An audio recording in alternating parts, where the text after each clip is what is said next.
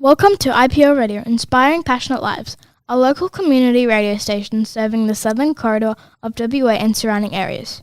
Today we are broadcasting the first Rockingham mayoral discussion. Up to now, the position of mayor has always been selected amongst the elected councillors, but in September 2020, the council resolved to change the system. This gives you the electorate the power to directly vote for the next mayor of Rockingham. Unfortunately, Mark and Callum are unable to take part in this discussion today due to prior engagements. The following program introduces the 4 candidates, putting themselves up for the role of mayor. Each candidate is allowed to bring 3 supporters to form a small audience. The audience and candidates will be reminded to be respectful and of all candidates and views expressed. The Q&A will be facilitated by Sarah Blake, who is a skilled conflict resolution strategist, and will ensure each candidate keeps to time and the conversations are safe and respectful. I will now hand over to Sarah Blake and the first Rockingham Mayor Q&A, brought to you by IPO Radio.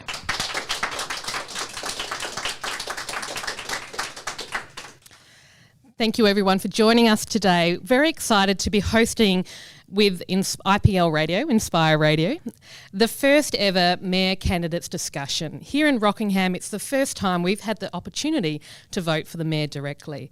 And we've decided to bring the candidates together and give them a chance to share some insights about what matters to them, what their vision is for our city, and how they might help guide us forward. We have some wonderful, brave and passionate candidates here today. Dr. Craig Buchanan, Lorna Buchan, Deb Hanlon, and Jack Pleiter. Apologies if I get the names wrong.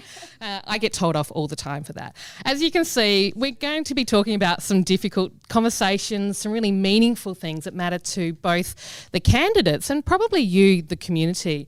We've got questions from the floor that the candidates have provided to us, but we also have questions from the field.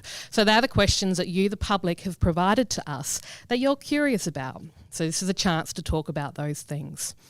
We're going to kick off because I think Lorna's the one that gets to introduce herself to you all and to the wider public first. Lorna, I'm going to hand it right over to you and let you kick off about why you're running for mayor. Okay. Hello and welcome to this first mayoral panel. I'm really grateful to Tris and the team for inviting me along and to everyone who's made today possible, because I think it's very important that people get the chance to ask questions and to hear the responses from all the candidates at the same time. Well, my name's Lorna Buchan. I live in Secret Harbour at the moment with my husband and my 4 children. And I have lived in Baldivis and I have lived in Safety Bay. So I've lived in quite a few suburbs within Rockingham, each one older, newer, experiencing different issues. I don't think that anybody ever wakes up in the morning and says, oh, my bucket list is I want to be Mayor of Rockingham. It's not something you wake up and you want to tick that box. So how did I end up being a candidate on your forms? Well, about 4 years ago, I was just highlighted to me that there was some spending issues that I didn't agree with. My background's in finance. I'm a chartered accountant. I have worked for a big, large charity. So I'm used to handling public funds. So some of the spending didn't sit well with me, and I attended my first council meeting. And to be honest, I didn't like what I saw. So I kept going back, and there was a few issues came up in the community, and I was asked to represent a large group of people.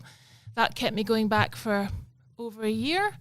And then obviously in 2019 we had an election, and I was asked to run as a councillor candidate, and I was very fortunate enough to be elected. So 2 years on council, I'm still feeling a little bit frustrated. I would like to see better spending of our rates, more value for money, more efficient and effective use of our ratepayer funds. So when the opportunity came up for a community elected mayor, again, the community got behind me and said, you're the girl for us, and we want you to run, we want you to stand up for us. So that's what I've done. And here I am on a panel with another 3 superb candidates as well. Thank you.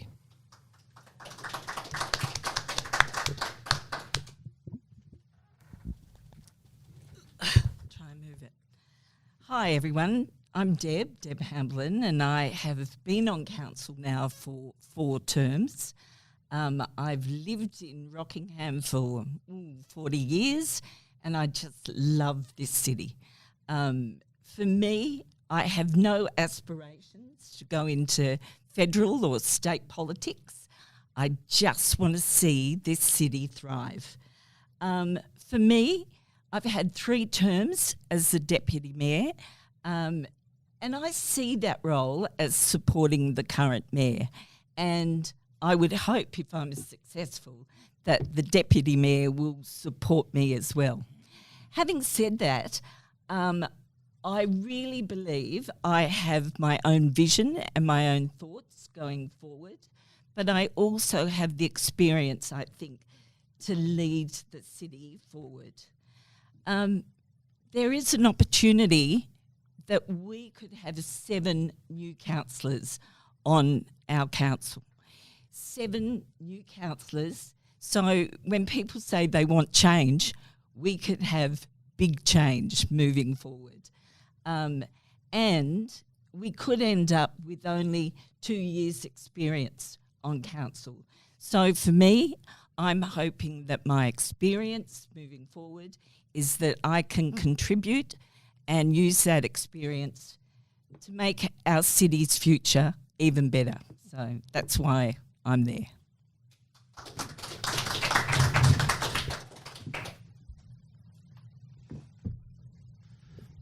Thank you.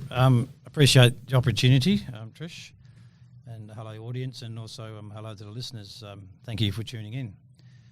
So Natalie and my wife and I have been married for over 30 years, 31 next week, a week after, so I need to get that date. In that time we have lived and worked and played in the Rockingham Mayoral area. We have been blessed with 6 amazing children, 2 of them married, and we love being grandparents to our 4 grandies. Personally, I've been in the building industry all my working life, from an apprentice carpenter, self-employed roof chippy at 20 years old, a building supervisor, construction manager, building manager, business owner.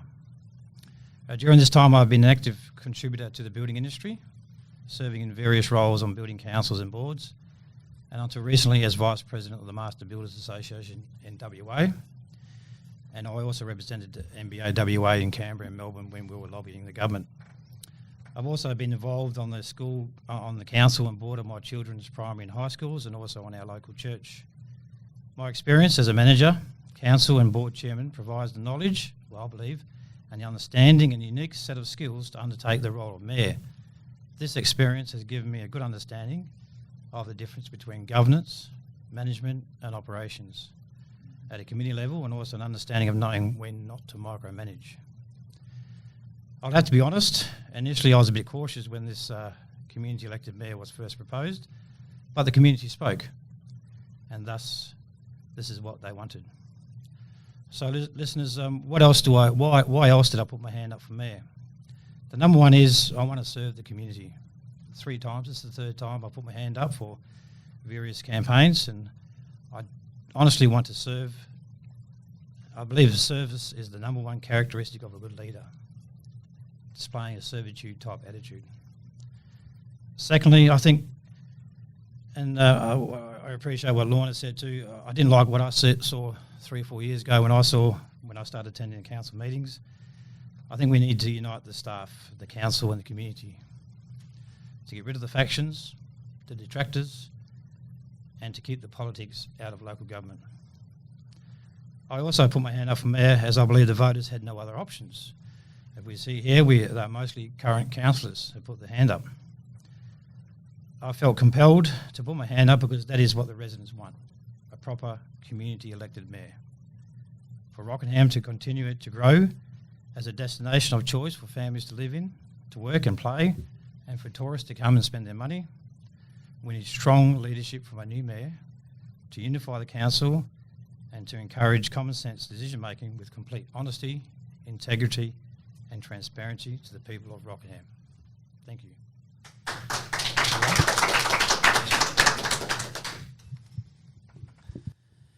Well, just to echo what everyone else has said, it's great to be here. Thanks, Tris, for having us and giving us this opportunity to address the community for the first time in this direct election of the mayor here in Rockingham. I'm Craig Buchanan. I'm one of your sitting councillors here in the city, representing the Rockingham ward, that wonderful big ward that goes all the way from the sea down past Port Kennedy. And I've been in the role for 2 years now.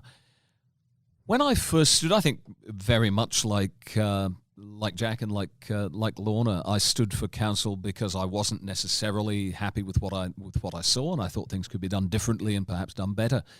I came in with a set of promises that I made in black and white to the residents of the city, and a couple of months ago I thought about it, and it dawned on me that I'd actually delivered on pretty much all of those promises. A few people said to me at that point, the next stage is obviously going to be getting the right level of leadership for the city, and I think I can provide that. A little bit of background on me. I'm an academic to trade. I'm not that sort of a doctor, so I'm not going to look at your rash. Sorry. I work up at Parliament House at the moment as a research officer. I have committed, and I've said this very publicly, I think the city deserves a full-time mayor. And so if I'm successful in a couple of weeks' time, you'd be looking at a full-time mayor in my case. What else can I tell you? I've had a range of jobs. I've been a bar bouncer. I've sailed with the Naval Reserve. What else have I done? I once, in a very, very, very cold winter, sold security alarms on the streets of Dundee. For a lot of my time, I've run university accommodation, trying to help students to settle and to make the most of their university experience. And my background is in literature and history. So a fairly mixed bag there. But I think it brings a lot of transferable skills. I've done a lot of work with committees. I've also seen how state and federal government work up close. I've got to say it's not pretty sometimes. And I've got to say, Deb, I have no aspirations, having seen it that close, to stand for anything either. I think the best we can do is to keep things as local as we can get them and to keep our leadership as local as we can. And that would be my aim, to provide local leadership for the city.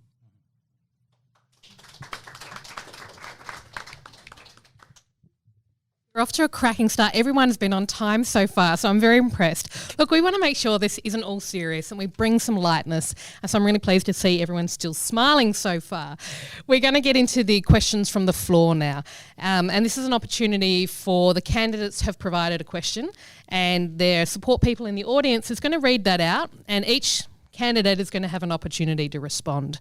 And you get 2 minutes for that response. So again, we're keeping you right on task. The first question will be from Deb, your support person, and I'm just going to walk the microphone over. Deb's question.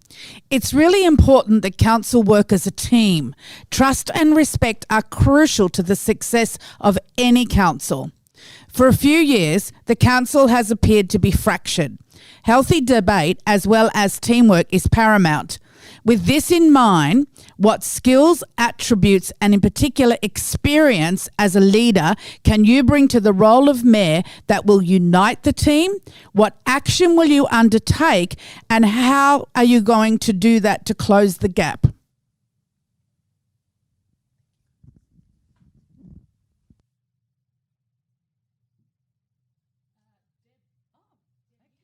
You get to answer that one first. I get to do that one first. Thank you very much.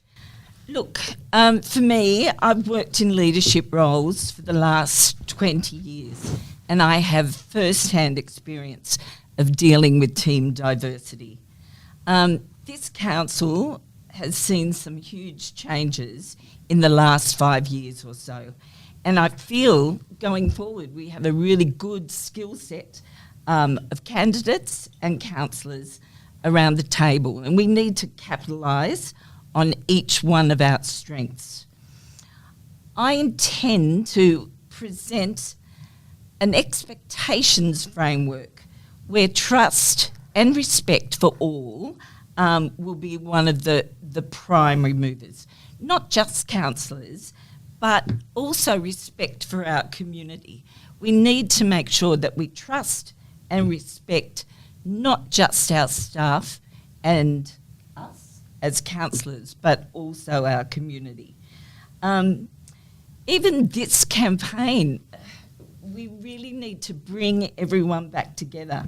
And as far as that impacting the trust, I know all of us are probably sitting around saying, who stole my signs? You know, so we really need to build that trust back again when we move forward.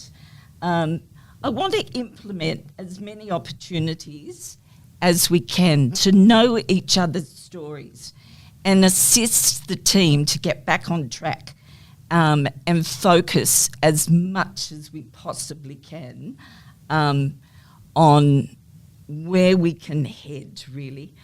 I think for me, I've worked in university libraries for most of my career, and some of those teams have been really diverse.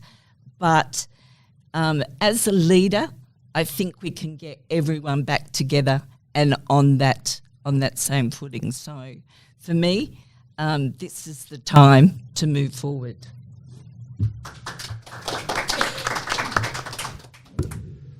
Thank you. Trust and respect, old school values. I love them. I'm going to jump on my soapbox for 2 seconds. I think respect is what's missing in this world, let alone in council. Both trust and respect are reciprocal and are built firstly on strong relational foundations. And I'm a relational type of person. I value good working relationships. It's healthy. It enables truth-telling and truth-seeking, which is honoured, and integrity is valued and trust is given because it's earned. Off my soapbox. Personally, it appears from the outside looking in and to the many residents that I speak with that there is a divide, a disconnect, if you like, between council and the residents or ratepayers. Although I've spoken to some councillors and they tell me this isn't the case and that it's all a storm in a teacup, and this could be perception because of, let's say, external interferences from some others hell-bent on stirring the pot. Either way, there is a perception out there, and there is a disconnect between the council and the people. So moving forward, how do we tackle this? It's pretty obvious. It's just we need to reconnect. As simple as it sounds, we need to reconnect the council with the community. Leading by example, display these characteristics in the way we walk and the way we talk, and make sure we do what we say we're going to do.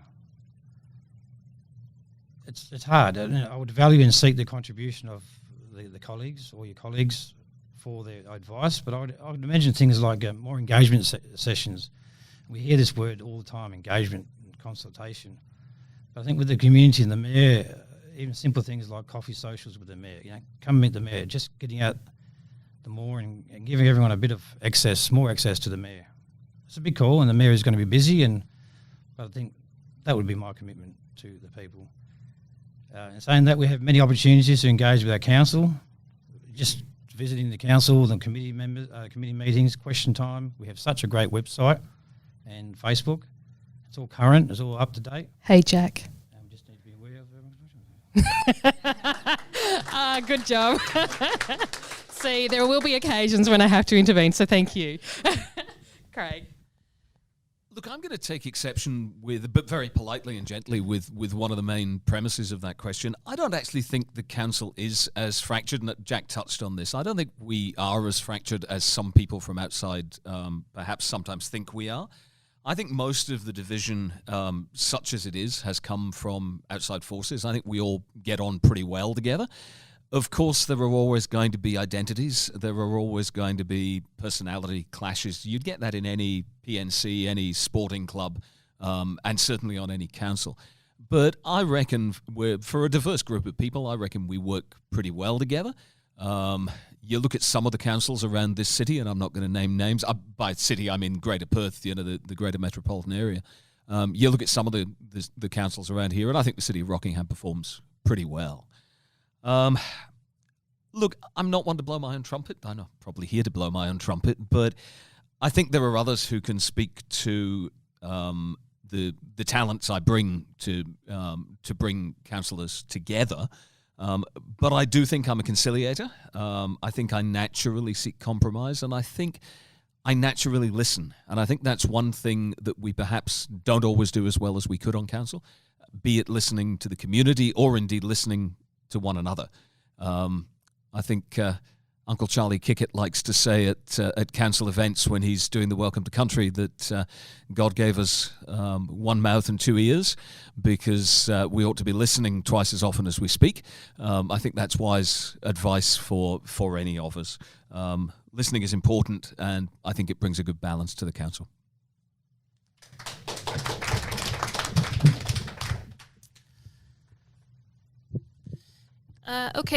My experience in leading teams, I've had considerable experience leading teams in high-pressure situations. Audit is a very time-sensitive, high-pressure environment. If you're out leading an audit, you might have some people who know what they're doing. You might have students fresh out of university. And you've got to bring this thing together, and you have to deliver the audit at a certain time for a certain price. So there's always going to be issues when you're under pressure. I've been part of teams that have worked really, really well, and I have been part of teams that have been terrible, really terrible. So I'd like to think that along the way I've picked up some experience. So I'd like to talk a bit about belonging to council, because for me, I wanted to really belong to a group. And I knew coming on board as one of 5 new councillors, it was going to be difficult for that more senior or longer serving councillor to mesh with a new councillor. And I did ask for some team building workshops. We didn't get them. We weren't shown around the building. We weren't shown how to operate the phone system. We weren't ever really brought together as an entire group to talk about things that, well, really, what makes us tick and what ticks us off. So I spotted that from the very beginning, and ultimately, as they say, the writing was on the wall. We had no capacity to deal with disputes or fallings out within ourselves, directly as a result of not being able to understand why someone's reaction to a certain situation was that one. We didn't have the capacity to deal with that. So I would like to address the belonging issue. I think we need to come together. I think people need to be aware. Hey, Lorna. People need to be aware that 80% of your communication is from what we do. We sit, we looks at people, nods, winks, that type of thing. That sort of thing needs to be stamped out as well. I've got so much more to say. I know, we're going to wrap it up though. I have to bring it in later, another question. Look, and that's a great thing for those of you watching this online as well. If you've got more questions, there's still time to connect with all of these candidates and have the conversation. Get in contact with them and ask for more. This is the whole idea of why we're doing this. And who's next? You're done and dusted. So we have our next question. This is Jack, your question. Jack, I get to ask your question this time, so please excuse me, you have to listen to my voice a little bit longer.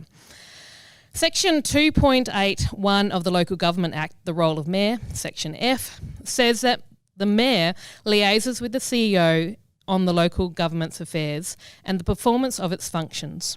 Although you are not directly involved in the operations of the city, you do play an important role in support and liaison. What work experience, not qualifications, do you have that will assist the CEO in his task to operate more than $100 million organisation of this scale, with its hundreds of staff, contractors and complex deliverables? Over to you, Jack. Thank you. Look, I've mentioned quite a bit in my opening statement, but I've been fortunate to be involved and exposed to many types of businesses, small and large, from being a subcontractor, as I mentioned, to in the building game with supervision and senior construction management, project management, and also the registered builder of 2 startup building companies, one a very large project building company here in Perth with over 100 staff and turning over more than $100 million a year. So I was the licensed ticket holder for that corporation and general manager. I was involved in all aspects of the business, from sales, design to construction to HR, building and safety compliance, governance, systems and procedures, procurement of goods, supplier relationships, and it just goes on. So there are many touch points in that process. This experience, coupled with my life experience, has given me a broad overview of how a large corporation or how large business should look like. And let's be honest, the city is a large business. It's impossible for the sales manager to run the company. It's impossible for the design manager to run the company or the company accountant to run the company. You need broader skills than that to run a business. And I believe I have those skills. As I said before, given my experience on different boards and councils, I also have a good understanding of the difference between governance, and this is very important, governance, management, and operations. So we have a better understanding of knowing when not to micromanage. The business, the City of Rockingham is a large-scale business. I think the Mayor must have had some work experience at least, to have been exposed to such type of organisation. All of us here have different skill sets, but ultimately, do we have the exposure and enough business experience to complement the team and understand the challenges of running such a large budget and supporting the CEO with this? Thank you.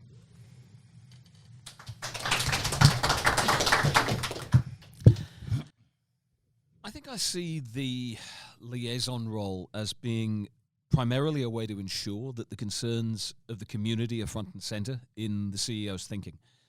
I don't think that in itself requires a particular background beyond perhaps an ability to communicate effectively and to work tactically with people who might have a different opinion to your own. In terms of work experience, and I suspect this is at least part of what the question was aiming at, and I perhaps skirted it in my last answer, so I'll bring it out here a little more. Look, I touched on it in my introduction. I ran the largest student village in UK for a number of years. That taught me to expect the unexpected every day without fail, but also how to work with large groups of people from a variety of backgrounds and with diverse opinions. At that point, I was managing around 30 staff all told. I sat on the university's governing senate as a voting member for a number of years. I've sailed a small ship across the North Sea. That certainly taught me the value of teamwork. And I've been responsible for a range of budgets over the years, mostly in the public sector. So I'm very aware that we are dealing with ratepayers' money here, not with our own. We're not, with all respect to Jack, a business in the traditional sense. We are a community-based organisation, and we need to be very aware that it's your money and not our money that we're spending.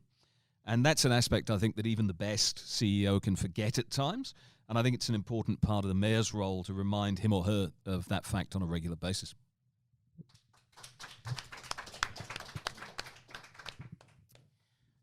Okay, so we're talking work experience. I've got shovel loads of that. But it's really the personality. It comes down to who you are as a person.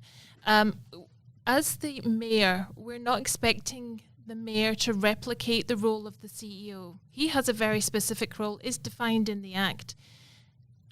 He leads the city, he leads the staff, but the Mayor leads the councillor team.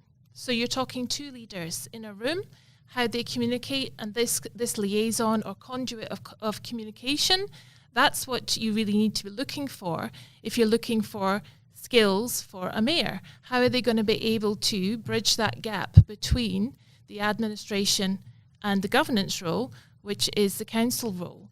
Because really the councillors as a whole will vote together, one way or another, to govern and set the tone for the city. They're going to set the ethics, the values. They're going to set the risk profile. They're going to ask the elephant in the room questions. So that the role of the mayor is not the role of the CEO. He is all operational.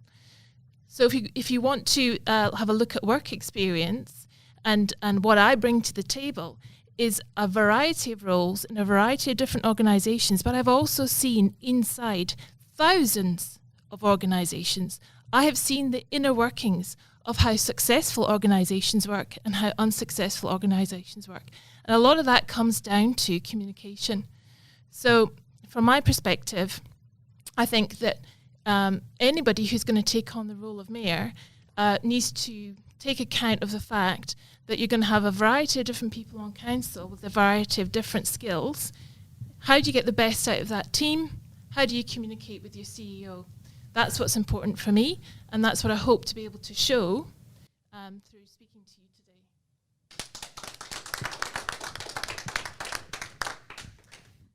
Thanks, Lorna. I agree. I think relationships and communication are the absolute essential faculties, I guess, for the mayor. As the deputy mayor for 3 terms, I've had the privilege of working with 2 of our CEOs, with Andrew Hammond and Michael Parker. And thankfully, I've had a very productive working relationship with both of those CEOs. We understand that our role is not operational, it's strategic. But having said that, we, as a mayor, you need to be able to lead and communicate with your councillors. So for me, that professional relationship is a vital key to success. At many times, I've had to act as the mayor when Barry hasn't been around, and for me, those relationships are critical, and I've had a great opportunity to see that first-hand experience. My career has really been around managing, firstly, an internationally recognised best practice joint use library. Now, that was bringing together the priorities of the university, the TAFE and the city. With that was a multi-million-dollar budget. I needed to ensure that those priorities for those diverse units were addressed, and I had to have a good relationship with all of those people. And I think that's one of the really critical things moving forwards. For the last 3 years, I've been a commissioner on the WA Grants Commission, and that has meant looking at cost adjusters for priorities for local government. So I feel that even though the CEO is the operational leader... And Deb, this is your call. That's usually not me. All right, thank you, everyone. I think we're up for the next question. Craig, your question from the floor. Let me move the microphone to you, sir. Thank you. Question for Craig. What do you consider to be the most serious issue likely to be faced by the City of Rockingham in the next 4 years? And how will you tackle it if you're elected? Thank you, John. A very concise and to-the-point question.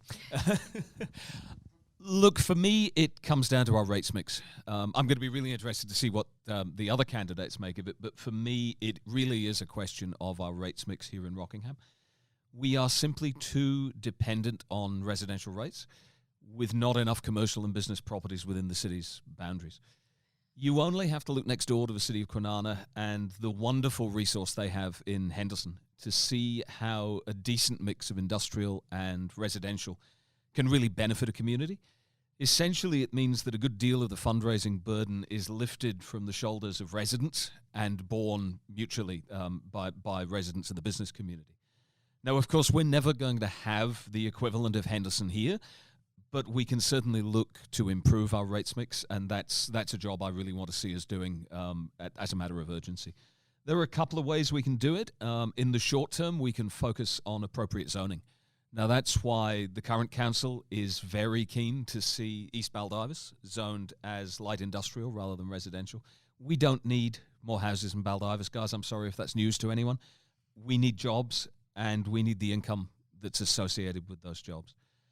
We can also work to encourage businesses to come into the Rockingham area, and that's where things become perhaps a little counterintuitive, because we potentially find ourselves considering a more attractive business rate to get companies in, with an aim to growing that portion of our income over time. It is a balancing act, and it's one that requires focused leadership, which I hope to bring to the city if I'm elected next month.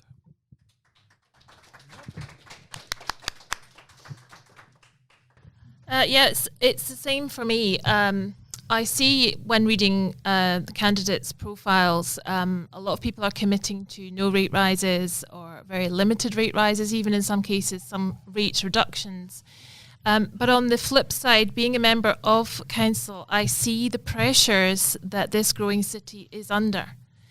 We have an insatiable need for infrastructure, for more services. Everybody wants a dog park. Everybody wants an all singing, all dancing, huge play park down at Rockingham Foreshore. We all want extra sporting facilities. The crunch for the mayor and the council of the next day is going to be, how do we bring these two things together? People want everything for nothing, and it can't be done. Or do we look for alternative revenue streams? For me, it's about trying to promote the City of Rockingham as a place to do business. Yes, we are open for business. Bring your business here. Working with Development WA, working with the planners to try to have more industrial land zoned within the city to allow that to happen, and working with our current business people because they are our best reference. They will be out there. They will be going to the breakfasts in Perth and meeting with the different trade boards, as well the new mayor, to promote Rockingham as a place where you can come and do business, and so that we can bring in the non-residential rates that we need. And we can also possibly look to our borrowings. We have a very high financial indicator, one of the highest in the whole of WA. We have the capacity to borrow, to fund long-term assets over a longer period of time. So as a council, we need to sit down and we need to discuss what we want to do going forward. And that is obviously a big issue. Thanks. I've run out of time again. Yeah, for me, balancing that our rapid growth, our infrastructure, and our community's expectations, that's going to be the critical issue moving forward over the next 4 years. Community health and well-being is paramount, and I think after everything that we've gone through with COVID, mental health issues within the city are going to be something that we really need to make sure we really advocate to the state government to make sure that we've got those sort of services here. We also need to make sure that we have a safer community. One of the things that keeps coming back to me from residents is that they really want a safer community, whether that's road safety, whether that's burglaries, the whole bit. We need to really push that safer community.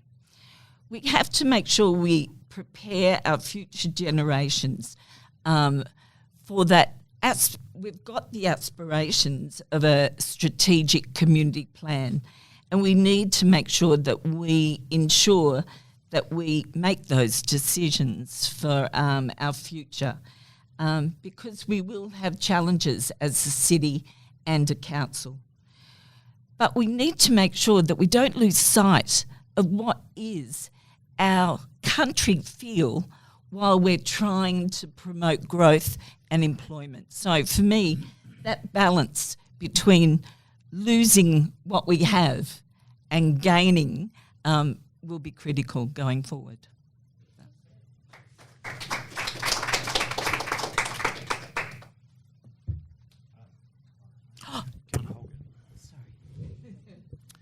I'm the only non-councillor here, but I tend to agree with all three sitting here at this table. I agree. I echo what they say. But firstly, I think we need to navigate this ever-changing landscape that we're experiencing in life itself, and how that impacts the culture at the local council, how that impacts the culture in our society.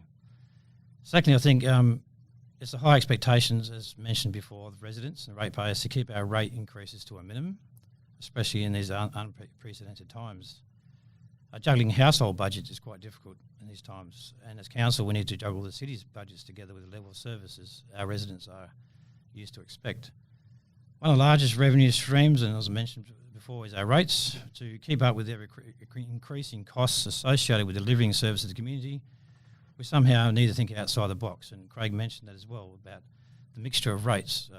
whether it's vacant land, light or even heavy industry. We need to attract industry, and I agree with that. Much can be said about that. What does it look like? And it was touched on the East Baldivis. There's 5,000 homes proposed for that area.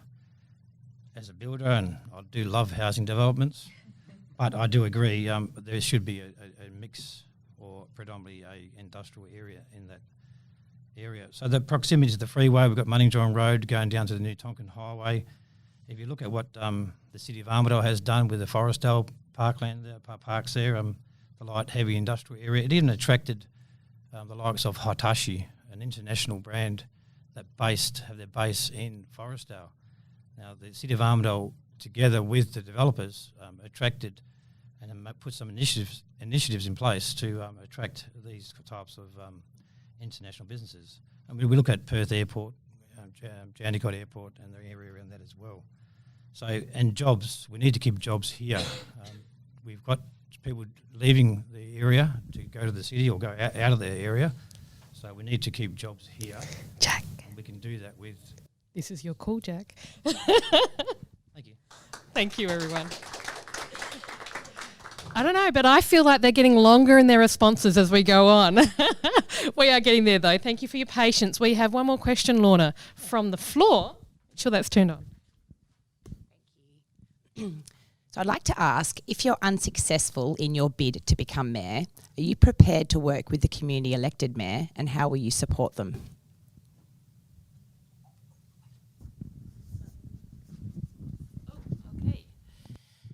Yep. I think it's very important that everybody on the council team takes some personal responsibility for their own actions. It's not just the mayor's job to pull that team together. It's everybody's individual responsibility. I'd like to see us all pulling in the same direction, but I'd also like for everybody to be of an independent mind and make up their minds independently and be given respect for having a different opinion. For me, having more diversity on council, obviously we have Councillor Cottam, the first Aboriginal woman elected to City of Rockingham. I think we could do with some cultural training around that issue. So for me, I would be looking to support the mayor by bringing forward some of these ideas and also giving feedback. The biggest thing you can do is give feedback to the person that is actually having an effect on you. We need to create that safe area, that safe time, that safe space for people to be able to give feedback in a non-confrontational manner. I'm certainly in favour of much more mediation being used in council and between council and residents. So that's one of the things that I would be trying to ask the mayor, work with the mayor to be more mediators, and also just be there to take responsibility for my own actions.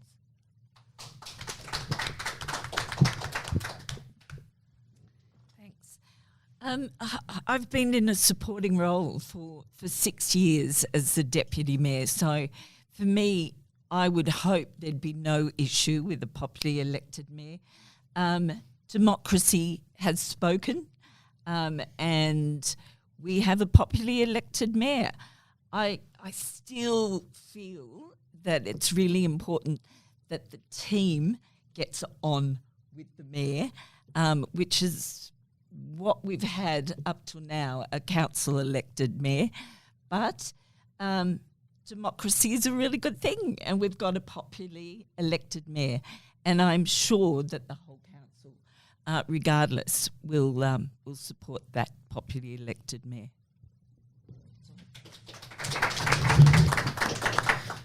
Yeah, 100%. I think if 1,000% even, that's what you're elected for. There'll be no sour grapes from me. I think, as mentioned too, you need to respect the democratic process and honour it with respecting the position of the mayor and the person who is mayor. Don't always have to agree with them. You probably won't, but you do need to respect the position and how they got it. We do need, and we talked about teamwork, we do need to collaboratively work together for the betterment of our community.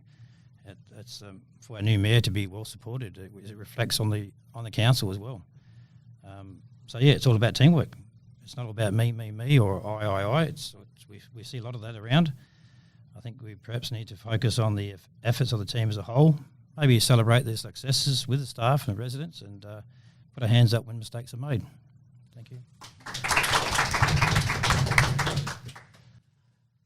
Look, I'm very aware that this is a six-horse race, and I'd be very suspicious personally of any candidate who tells you that they've got it in the bag. I don't think any of us are that confident at this point. I know I'm certainly not counting any chickens.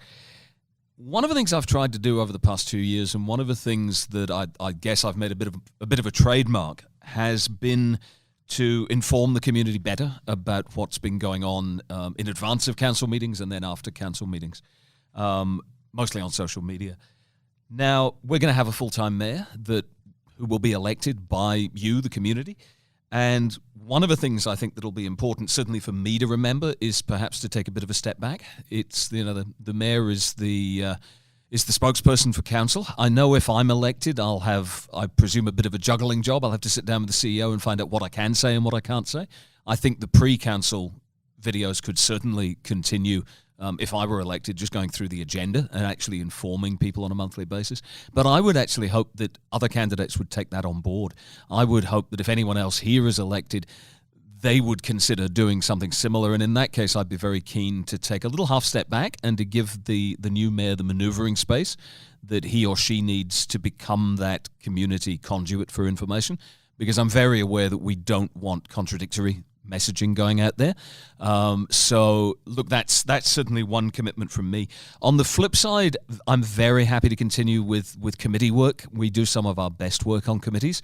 The community sees our full council meetings more than it does the background committees necessarily. But we do some great work on those committees. It's a great way to feed community expectations and community feedback through to council. So I enjoy that aspect of the work. I'd be happy to keep it going, and I'd be happy to expand upon it if I am unfortunate and not elected. Well, thank you to all four of you for your responses to those questions. I don't know about you guys and how you're feeling, but there's been some really interesting comments, some insights, a bit of common ground here, which is always great to see, but also some points of difference. What we're going to do now is transition to some questions from the field. So these are questions that have emerged from the community who have responded to our posts on social media. And now everyone's going to get a chance to respond to these questions. Given time frames, I'm probably going to only ask two because we're going to try to keep things on track for everyone. And who started first for that last question? That was you, wasn't it? Yep, so you'll get to respond to the question first, and we'll just keep tracking through everyone. All right, so this first question is, councils often face the challenge of balancing the wide needs of community and managing tight budgets. What do you see as one or two of the priority issues for community development over the next 4 years, and how might you achieve this within a tight budget? Look, for me, I think sporting infrastructure would be one of the main things that I think we should prioritise. Moving forward, thank you. Move that over. So really, one of the priorities for me would be sporting infrastructure moving forward. We have had to put a whole heap of money into Baldivis because of the growth. We want to make sure that all of the people out there have got something to do. Otherwise, we pay for it in juvenile justice and we pay for it in mental health and all sorts of other areas. So for me, moving forward, community development-wise, we need to make sure that that sort of infrastructure is available. And yes, it will be at a cost, but I think the cost outweighs the sort of outcomes of that. So I'd go down sporting infrastructure.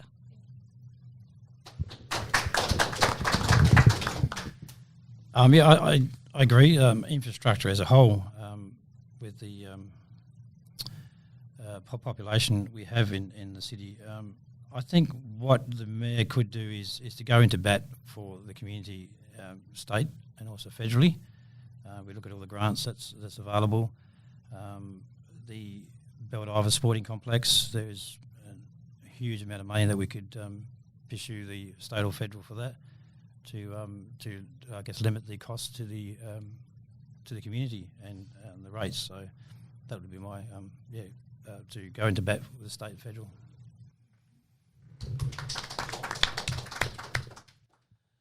Look, those are both very sensible answers, and I can't disagree with either of them. But I think it comes down to, there's a phrase that's been bandied about a lot in the last few weeks, which is common sense. And I think we've all got our own interpretation of what it is. So if you had all 6 candidates here, you'd probably get 6 different interpretations of what common sense actually means. But look, I think, yes, we do need to be prioritising sporting facilities, but we need to take a common sense approach to the sporting facilities that we already have. We've got to be very aware that we're using them properly, that we're using them to their full capacity, that we're using them logically, and that we're not encouraging spends purely because, you know, there is the potential there. We don't want a repeat of the National School Hall set up where you got a school hall whether you needed one or not. No, I'm not suggesting that would happen here, but I think we need to take a common sense approach. Yes, we need to be lobbying state and federal governments, but we also need to be very aware that we are in a very difficult seat politically in either state or federal terms. This seat will not swing.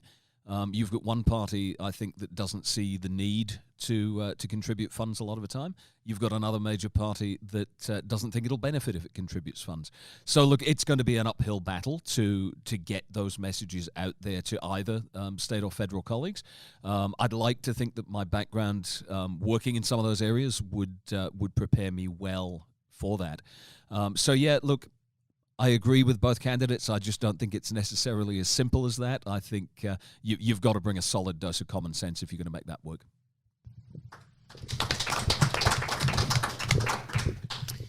Yeah, thank you. Obviously, subject close to my heart is youth services and youth outreach.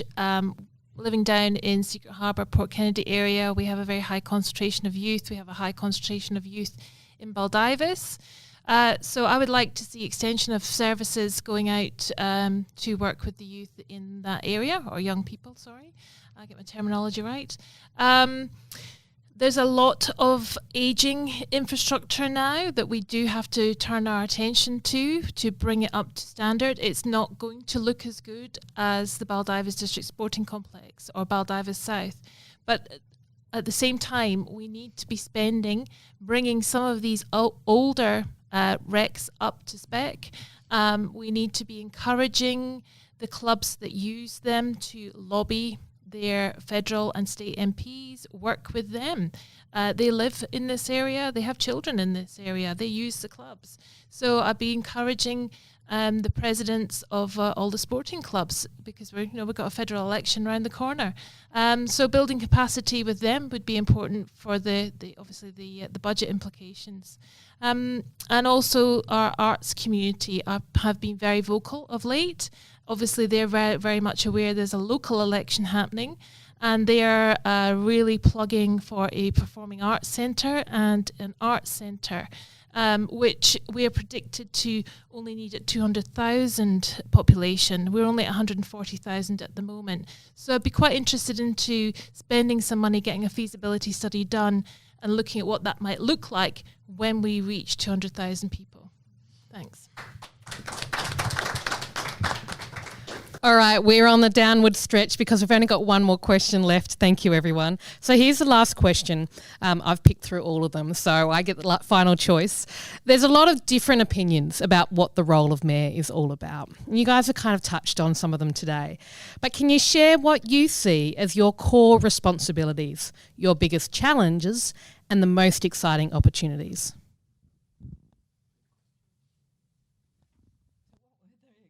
Challenges. Go through that again. So, what are your core responsibilities? What are your biggest challenges? And what are the most exciting opportunities? And whose turn is it to go first? I think that might be you, Jack. Oh, there. Challenges, responsibilities, exciting. I think the role of the mayor is to unite the council, is to, I'm trying to think of my thoughts at the moment. Can I spend some time? You've only got 2 minutes, Jack. No, I know, but if you can pass. Sorry. Biggest challenge and best opportunity. Yeah, I'm going blank, sorry. That's quite all right. I've made you all work really hard. Good on you. Craig, your turn. I'm going to rip through the first two because I want to get to the third one.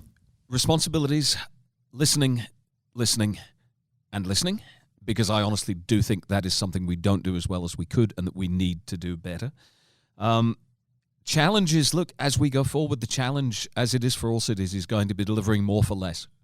That really is the message everyone gives us at one level or another, that they want more services for less cash out of their pocket. And we've got a balancing act, obviously, to make that happen. Most exciting, look, one thing we haven't mentioned today is Point Perrin. We've had some really good news recently with the declaration of Class A reserve for at least 2/3 of the Cape, with hopefully the other third transitioning over in the next 18 to whatever months, depending on some zoning issues along there. Look, I think there's a great potential for and this touches on what Lorna said about arts facilities, at least in the looser sense of arts facilities.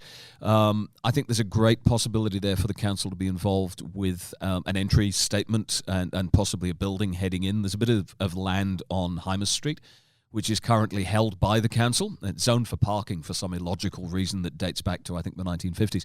But it would make a wonderful position for an entry building, a visitor centre, potentially 2-storey, because it is so close to 2-storey builds.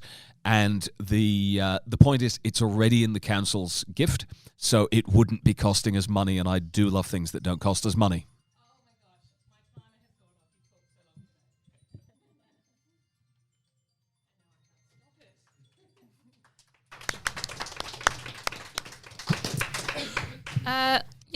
Key responsibility I see for the mayor is to lead the city. And by that I mean engage and listen to the residents and ratepayers, and also to lead the councillor team. Challenges to that, obviously the size of the city that we are, the numbers we are talking are enormous. We are 4th or 5th, I think, largest local government authority in the metro area. So the new mayor is going to have a lot of people and a lot of land to cover in their first 3-4 months. So it's going to be quite tiring for them. But I've got the passion, the energy and the drive to deliver everything that I've said I will. And what was the third one? Opportunities. Well, we've got the waste-to-energy plants, 2 now, 1 in Rockingham, 1 in QandA. A huge amount of investment in this area, $1 billion worth of investment. We have changes to our recycling coming from the federal government are not going to allow us to ship anything to China anymore for recycling. So around that waste-to-energy plant, we want to burn as little as possible. Let's go for a recycling precinct down there. Let's build and bridge off of the investment we already have. And I could go on and on and on, but I can see I'm being told to stop. Yeah. Thank you. Look, the role of mayor I see as a leadership role, but also a representative role. The mayor is the voice of the city. But the mayor only really gets one vote. So democracy, as we see it with all the councillors, usually it's only one vote for the mayor. But the mayor needs to be the spokesperson for the whole council. I see our future as really, really exciting. There's so many good things that are happening in this city. And really, we've talked about a federal election that's coming up. There are some really good opportunities for advocating for more money to bring into the city. And I think the mayor's role there is to make sure that they have that relationship with politicians at every level so that we can make sure that we are front and centre. And there are a number of advocacies that we've moved forward on as far as the Safety Bay Shoalwater Master Plan and all sorts of other things. So I think our future is really exciting, and I think the role of the Mayor is to make sure that we lead forward and we have that future. So.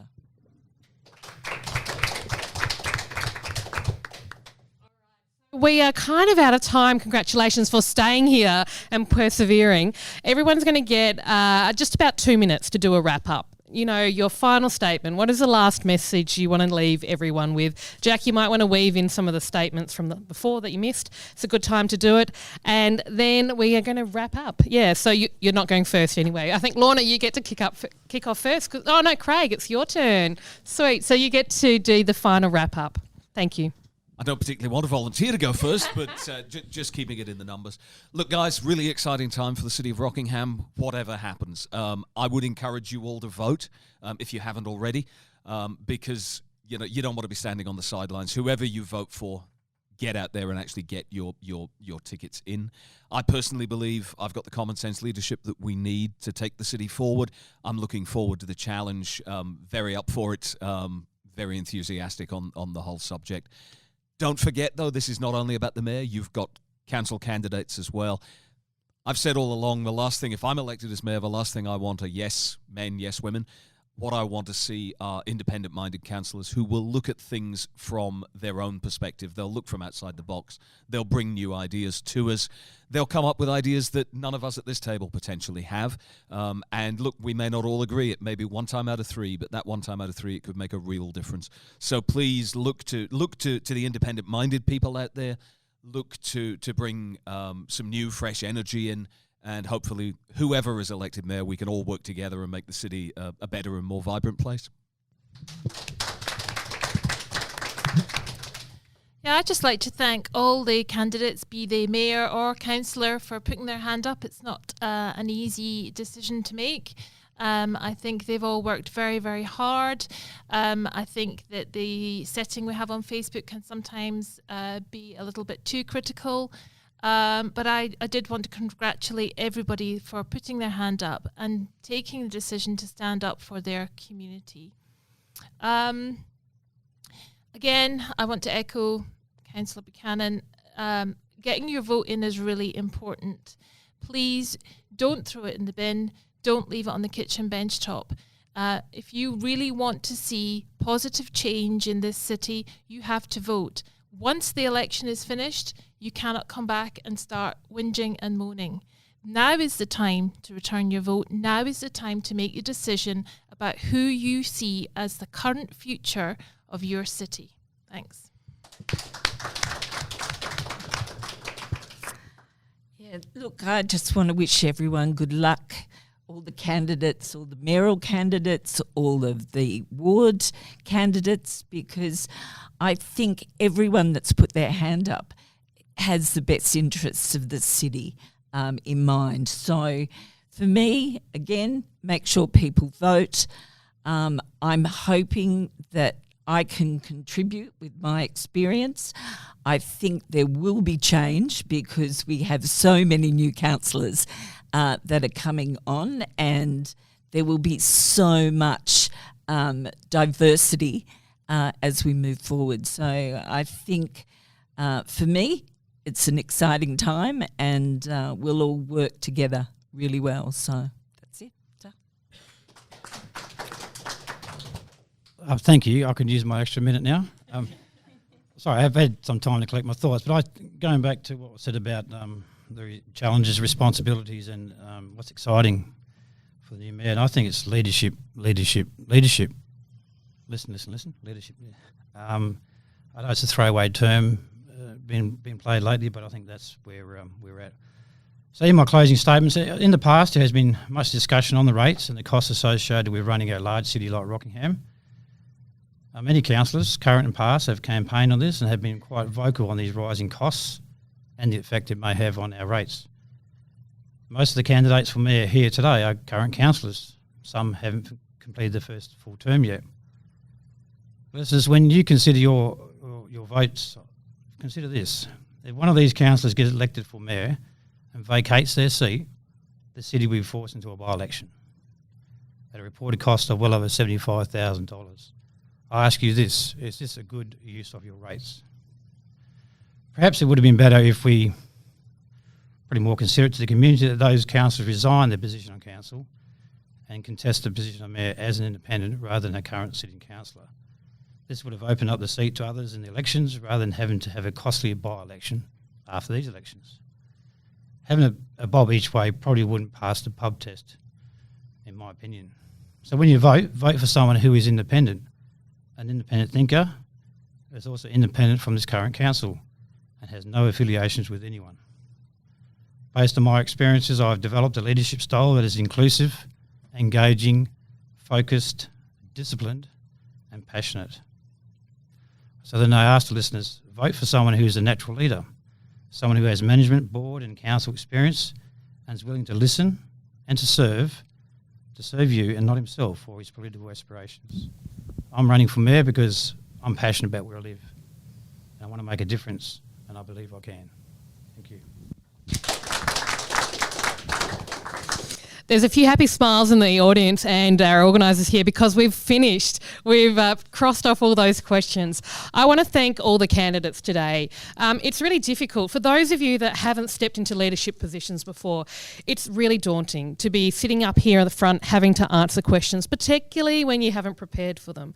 But it's even harder when you step up and put your hand up for leadership in your community. Because community bring lots of different ideas and perceptions and needs and wants, and it's challenging because you can't make everyone happy.